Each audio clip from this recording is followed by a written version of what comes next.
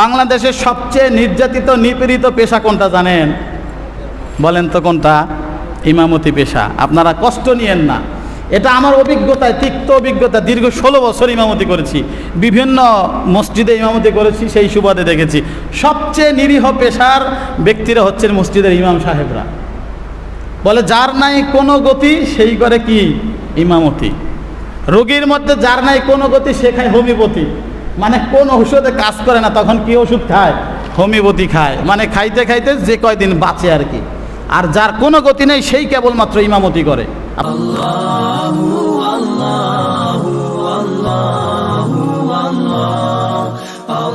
বাকারার মধ্যে আল্লাহ বলেন, ওয়াহিদনা ইলা ইব্রাহিম ওয়া ইসমাঈল আন তাহিরা, যে ইব্রাহিম এবং ইসমাইল পিতা পুত্র দুজন মিলেই তো বাইতুল্লাহর পুনর্নির্মাণ করেছিল।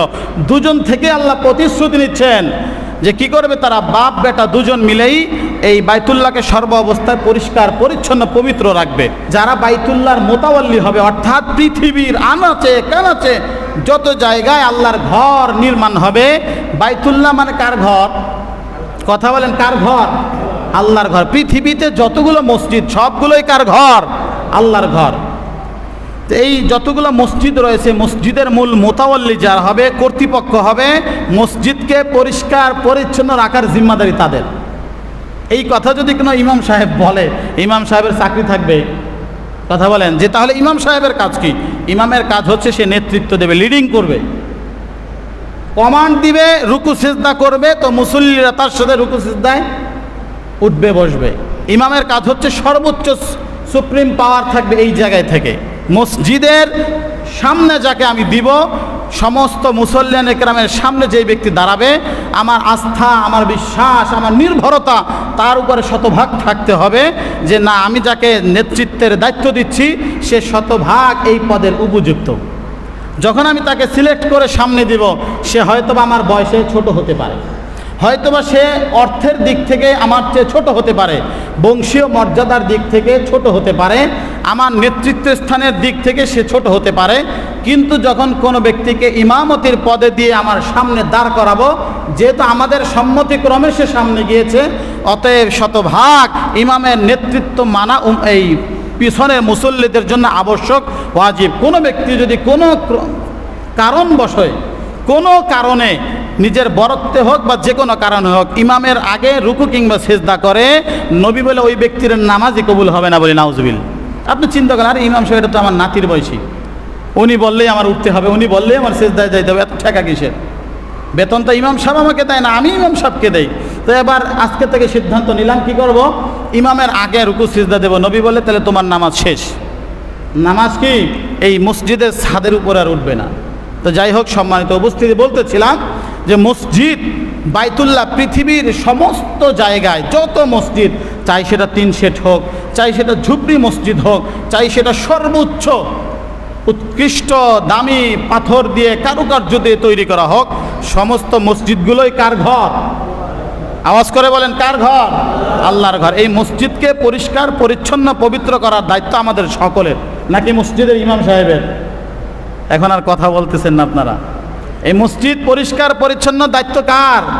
আমাদের সকলের। সর্বপ্রথম দায়িত্ব যারা মসজিদের মালিক, মালিক বলতে যারা মসজিদের নির্মাণকারী, যারা মসজিদের ওয়াকফকারী, যারা মসজিদের জমিদাতা, যারা মসজিদের মোতাওয়াল্লি। এটা আমার কথা না, এটা স্বয়ং আল্লাহ বলেছেন। কে বলেছেন? ওয়াহিদনা ইলা ইব্রাহিম ওয়া ইসমাঈল। সূরা বাকারা খুলে দেখেন, আল্লাহ বলেন আমি তাদের থেকে প্রতিশ্রুতি নিয়েছি। কার থেকে? ইব্রাহিম নবীর থেকে, তার সন্তান ইসমাইল থেকে। কি প্রতিশ্রুতি নিয়েছে? আন তাহিরা, বাপ বেটা দুইজন সর্ব অবস্থায় কি করবে? এই মসজিদটাকে, বাইতুল্লাহকে কি রাখবে? পরিষ্কার পরিচ্ছন্ন রাখবে। কাদের জন্য? লিত্তাইফিন ওয়াল আকিফিন ওয়ার রুকআইস সুজুদ। যারা তওয়াফ করবে, তওয়াফ করতে গেলে ধুলাবালি হবে, ময়লা হবে, নামাজ পড়তে আসলে ময়লা হবে, এগুলো বাপ বেটা মিলে পরিষ্কার করবা। এই প্রতিশ্রুতি কে নিয়েছেন? আল্লাহ নিয়েছেন। এখন আমরা যারা আল্লাহ তাআলা তৌফিক দিয়েছেন, আলহামদুলিল্লাহ, এখানে তো মোটামুটি সবাই মিলেমিশে, বিশেষ করে আশুলিয়া সাভারের মধ্যে যে আশেপাশে যে মসজিদগুলো আছে, আমি এক মসজিদে দীর্ঘ 6 বছর ইমামতি করেছি, আর বহুত জায়গায় ইমামতি করেছি। সেই সুবাদে দেখেছি যে মসজিদের কিছু কর্তৃপক্ষ লোক থাকে যারা নিজ থেকে নিজ আগ্রহে মাঝে মাঝে এসে মসজিদ পরিষ্কার পরিচ্ছন্নের কাজ করে। তারা মসজিদের খাদেম মুয়াজ্জিনকে বলে যে সওয়াব কি শুধু আপনার একারই দরকার? আমার মনে আছে আজ থেকে বেশ কয়েক বছর আগে আমার মসজিদের মুতাওয়াল্লি সাহেব যিনি জমিদাতা, তিনি এসে একবার ঝাড়ু দিচ্ছেন। তো মসজিদের যিনি দায়িত্বে ছিলেন তিনি তাকে না করতেছিলেন যে আপনি মুরব্বী মানুষ রাখেন, কষ্ট করবেন, আমি দিচ্ছি। বলে কেন, সওয়াব কি শুধু আপনার একার দরকার? মসজিদ কি শুধু আপনার একা? এটা হচ্ছে ভালোবাসার একটা দাবি। কথা বলেন ঠিক না ঠিক? আর এখন হচ্ছে আমরা মসজিদের সামনে পাড়া দিয়ে একটু ঘষা দেয়, বালি আছে কিনা, এই মুয়াজ্জিন সাহেব এখানে বালু কেন, পাপোশটা বাঁকা কেন, পেশাবখানায় গন্ধ কেন, ফ্যান ওটা আস্তে ঘুরে কেন, দরজাটা এখনো বন্ধ কেন, গেটটা লাগাইতে দেরি হইলো কেন? এই কৈফিয়ত আমরা কাদের থেকে নেই? নিরীহ ইমাম এবং মুয়াজ্জিন থেকে নেই। আওয়াজ করে বলেন ঠিক না ঠিক? আপনারা ঠিক বললেও এটা ঠিক, না বললেও ঠিক। বাংলাদেশের সবচেয়ে নির্যাতিত নিপীড়িত পেশা কোনটা জানেন? বলেন তো কোনটা? ইমামতি পেশা। আপনারা কষ্ট নিয়েন না, এটা আমার অভিজ্ঞতায়, তিক্ত অভিজ্ঞতা। দীর্ঘ 16 বছর ইমামতি করেছি, বিভিন্ন মসজিদে ইমামতি করেছি, সেই সুবাদে দেখেছি সবচেয়ে নিরীহ পেশার ব্যক্তিরা হচ্ছেন মসজিদের ইমাম সাহেবরা। বলে যার নাই কোনো গতি সেই করে কি? ইমামতি। রোগীর মধ্যে যার নাই কোনো গতি সে খায় হোমিওপ্যাথি, মানে কোন ঔষধে কাজ করে না, তখন কি ওষুধ খায়? হোমিওপ্যাথি খায়, মানে খাইতে খাইতে যে কয়দিন বাঁচে আর কি। আর যার কোনো গতি নেই সেই কেবলমাত্র ইমামতি করে। আপনার আশ্চর্য হবেন, গত পরশুদিন একটা নিয়োগ বিজ্ঞপ্তি দেখেছে, মসজিদে ইমাম নিয়োগ হবে। ইমাম, খতিব না, শুধু ইমাম। ওই ইমামের বেতন, বেসিক বেতন নির্ধারণ করা হয়েছে 22,000 টাকা। তার ঘর ভাড়া, তার চিকিৎসা বাবদ, এই যে গার্মেন্টস সেক্টরে যেমন থাকে না বিভিন্ন বিল থাকে, সব মিলিয়ে 53,600 কত টাকা যেন একজন ইমামের বেতন নির্ধারণ করা হয়েছে। এবং প্রতি বছর 5% ইনক্রিমেন্ট এর সাথে যোগ হবে। বলেন বাংলাদেশে এমন কয়টা মসজিদ আছে যে প্রতি বছর ইমামের বেতনের সাথে একটা পার্সেন্টেজ যোগ হয়? আছে? সবচেয়ে দুর্বল জায়গা কিন্তু এটা। অথচ আমাদের সমস্ত ইবাদতের মগজ, সমস্ত ইবাদতের মূল যে নামাজ, এই নামাজের জিম্মাদারি যাকে দিয়েছি তিনি হচ্ছেন সেই অসহায়, নির্যাতিত, নিপীড়িত ইমাম সাহেব। এই তিক্ত অভিজ্ঞতা থেকে আমি মসজিদের ইমামতি ছেড়ে দিয়েছি। এখন কি করছি? এই খতিবগিরির জিম্মাদারি এই জন্যই নেয়া। আল্লাহি, আল্লাহর কসম করে বলছি, আল্লাহ তাআলা সব কিছু শুনছেন। প্রতিটা বাক্য আমার জবান থেকে বের হওয়া, এগুলো নোট হচ্ছে নাকি হচ্ছে না? 2 কাঁধে ফেরেশতারা নোট করছে প্রতিটা শব্দ। মা ইয়ালফিযু মিন কাউলিন ইল্লা লাদাইহি রাকীবুন আতীদ। আল্লাহ হুঁশিয়ার দিয়ে বলছেন যে মানুষের জবান থেকে বের হওয়া প্রতিটা শব্দ আল্লাহ কি করবেন?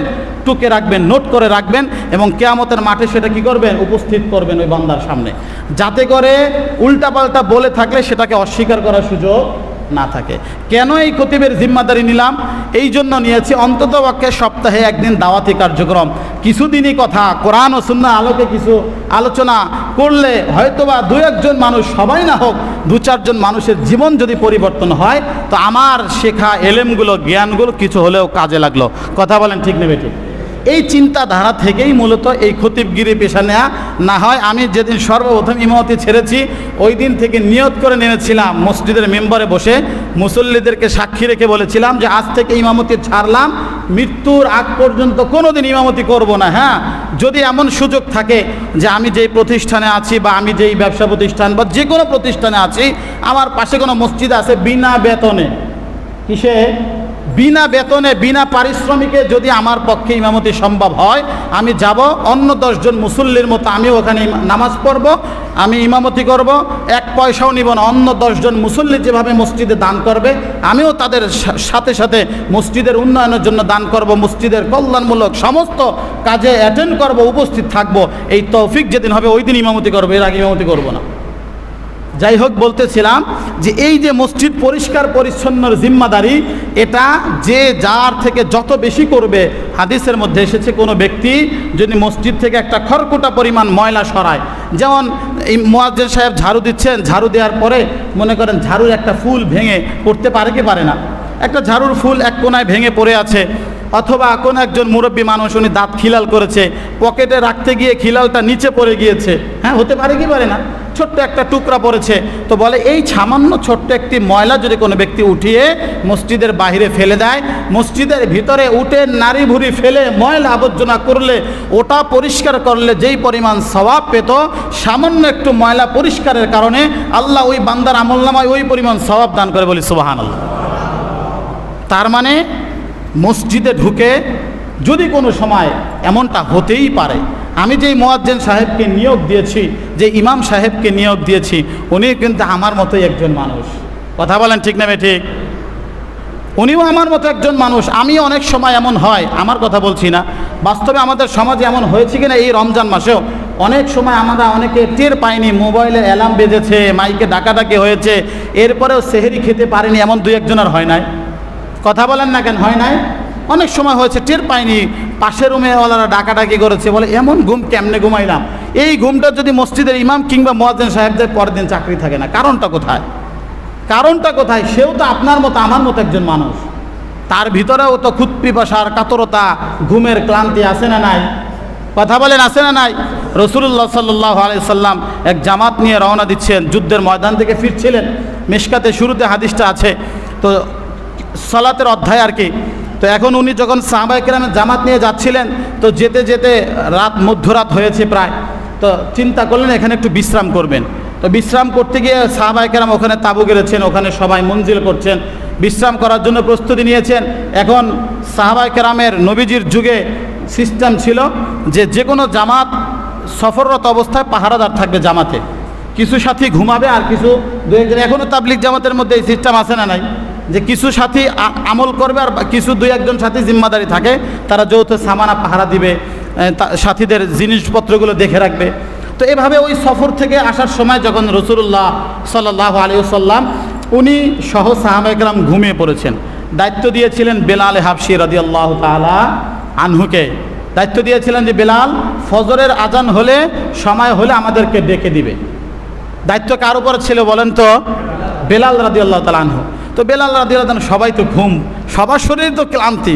বেলাল রাদিয়াল্লাহু তাআলা কিছুক্ষণ নামাজ পড়লেন, কিছুক্ষণ তাসবিহ পড়লেন, এরপরে ক্লান্তিতে শরীর ভার হয়ে আসছে।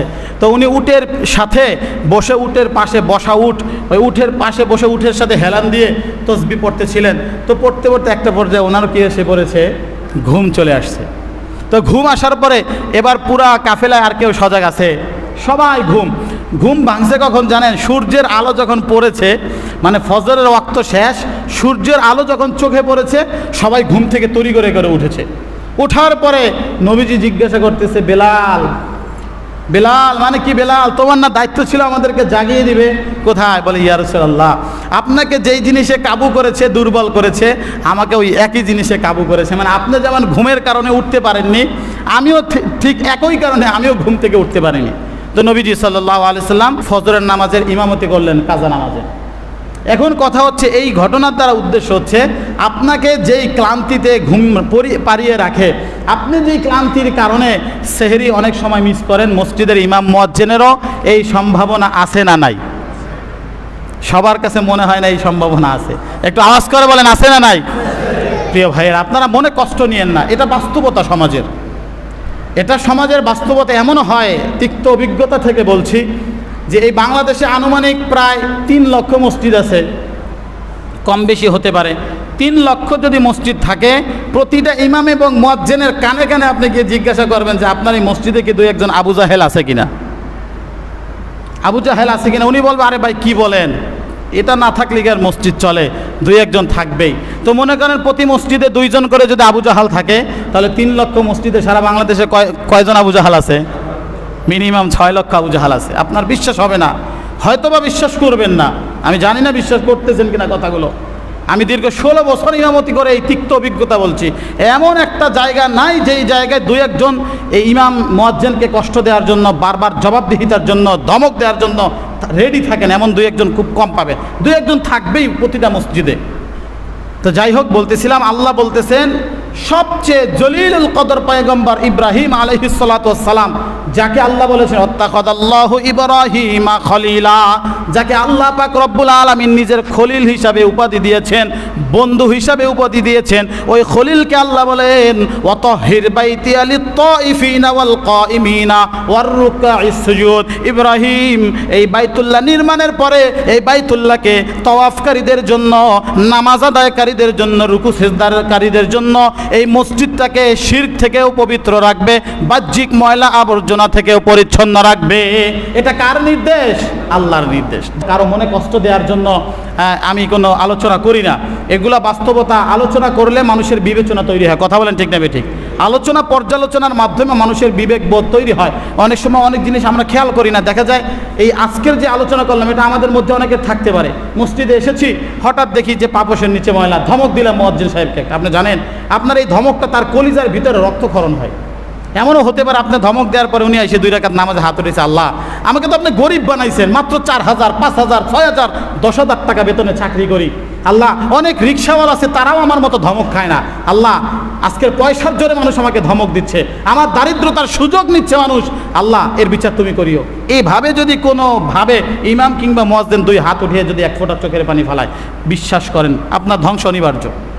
আপনার ধ্বংস অনিবার্য। কোনো টাকা, কোনো ক্ষমতা আপনাকে এই ধ্বংস থেকে রেহাই করবে না। এই জন্য আমাদের ইমাম এবং মুয়াজ্জিনের প্রতি আমাদের সদয় হওয়া উচিত। দরকার আছে না নাই? আমাদের সাধ্য সামর্থ্য অনুযায়ী তাদেরকে একটু হাদিয়া দেওয়া, তাদের পাশে দাঁড়ানো, সুখ দুঃখের খোঁজ খবর নেওয়া, এটা আমাদের নৈতিক দায়িত্ব। তারা কিন্তু আমাদের মহল্লার জিম্মাদারি আদায় করে। আল্লাহ নবী ইমাম এবং মুয়াজ্জিনের জন্য দোয়া করেছেন।